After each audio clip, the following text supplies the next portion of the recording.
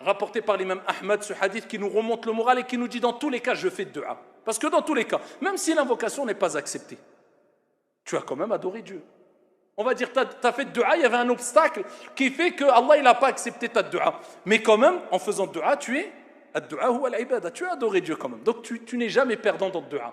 De plus, rapporté par l'imam Ahmad, bisanadin Hassan, le prophète sallallahu alayhi wa sallam a dit, il n'y a pas un musulman qui invoque son Seigneur tabaraka wa ta'ala, abshirou. Il n'y a pas un musulman qui invoque son Seigneur tabaraka wa ta'ala sans que dans sa dua, il y ait une demande de qati'atul rahim.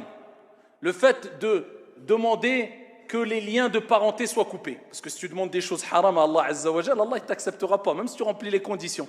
Ça, c'est la condition. Il ne faut pas te demander de choses illicites à Allah.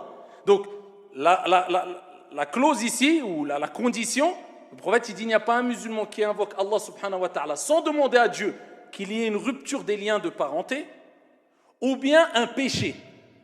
D'accord? Donc, tant que tu invoques Allah sans demander des choses illicites ou interdites ou des choses mauvaises, sans qu'Allah subhanahu wa ta'ala ne lui accorde une de ces trois choses. Obligatoirement.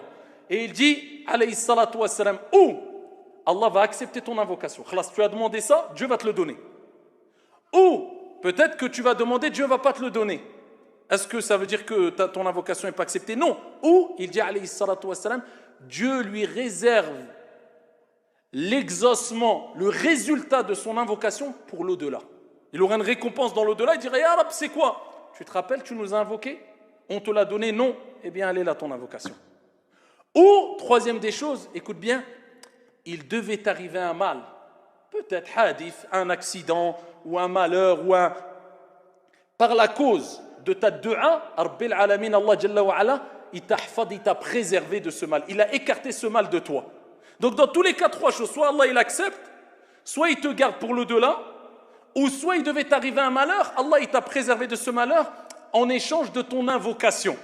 Voilà pourquoi dans tous les cas, invoquez Allah subhanahu wa ta'ala, votre Seigneur.